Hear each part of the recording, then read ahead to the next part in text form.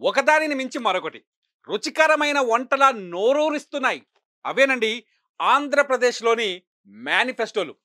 ప్రధాన ప్రతిపక్షాలు తమ తమ మేనిఫెస్టోలు ప్రకటించేశాయి. వాటిని పక్కన పెట్టుకొని ప్రజలు ఈ పార్టీ మేనిఫెస్టోలో మనకెన్ని పథకాలున్నాయి, ఈ కూటమి మేనిఫెస్టోలో మనకెన్ని వస్తాయని లెక్కలు వేసుకుంటున్నారు.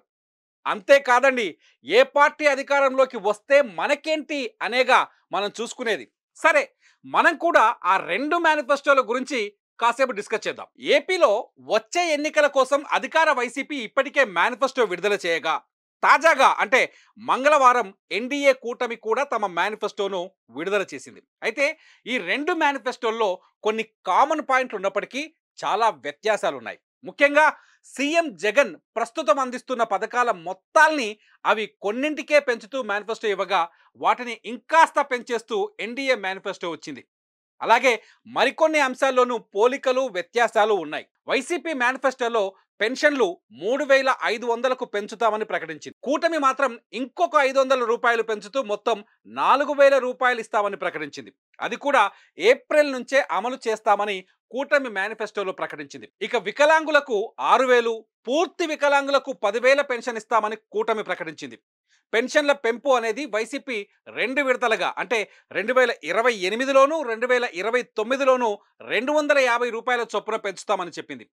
కూటమి మాత్రం అధికారంలోకి వచ్చిన వెంటనే 4,000 ఇస్తానని చెప్పడం ఇక్కడ కూటమికి ప్లస్ అని చెప్పవచ్చు. వైసీపీ మేనిఫెస్టోలో ప్రస్తుతం విద్యార్థుల తల్లులకు అమ్మఒడి రూపంలో ఇస్తున్న 15,000 రూపాయల మొత్తాన్ని తాము అధికారంలోకి వస్తే 2,000 పెంచి 17,000 చొప్పున ఇస్తామన్నారు. కానీ ఎన్డీఏ మేనిఫెస్టోలో కుటుంబంలో 3 పిల్లల వరకు 15,000 చొప్పున అంటే గరిష్టంగా 45,000 వరకు ఇస్తామని హామీ ఇచ్చారు.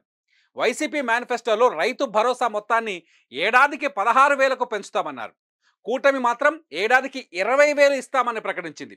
వైసీపీ మేనిఫెస్టోలో 45 ఏళ్ల నుంచి 60 ఏళ్ల మహిళలకు చేయూత పథకం ద్వారా ఇచ్చే మొత్తం 5 ఏళ్లలో 75,000 కొనసాగిస్తామని హామీ ఇవ్వగా, ఎన్డీఏ కూటమి మాత్రం 18 ఏళ్ల నుంచి 59 ఏళ్ల మహిళలకు నెలకు 1,500 రూపాయల చొప్పున ఇస్తామని ప్రకటించింది. వైసీపీ ఎన్నికల మేనిఫెస్టోలో 3 రాజధానులు అమల్లోకి తెస్తామని ప్రకటించగా, ఎన్డీఏ కూటమి అమరావతి రాజధానిగా కొనసాగిస్తామని చెప్పింది. వైసీపీ మేనిఫెస్టోలో లా నేస్తం, కాపు నేస్తం, వాహన మిత్ర పథకాలు కొనసాగిస్తామని, అలాగే ఈబీసీ నేస్తాన్ని 45,000 నుంచి 1,05,000కు పెంచుతామని హామీ ఇచ్చింది. కానీ ఎన్డీఏ మేనిఫెస్టోలో బీసీలకు సప్లాన్ ద్వారా 5 ఏళ్లలో 1,50,000 కోట్లు ఖర్చు చేస్తామని మాత్రమే ప్రకటించింది. అలాగే వైసీపీ మేనిఫెస్టోలో లేని అంశం కూటమి మేనిఫెస్టోలో ఉన్నాయి. అవి మహిళలకు ఉచిత బస్సు ప్రయాణం, దీపం పథకం కింద ఏడాదికి 3 ఉచిత గ్యాస్ సిలిండర్లు, మెగా డిఎస్సి, ఏటా జాబ్ క్యాలెండర్ వంటి హామీలు ఎన్డీఏ మేనిఫెస్టోలో ఉన్నాయి. ఇవి కూటమికి బాగా కలిసొచ్చే అంశాలు. చూడడానికి 2 మేనిఫెస్టోలు నోరూరించే ఫుల్ మీల్స్ లా ఉన్నాయి. మరి ఏ మేనిఫెస్టోకు ఏపీ ప్రజలు ఎక్కువగా ఆకర్షితులవుతారో చూడాలి.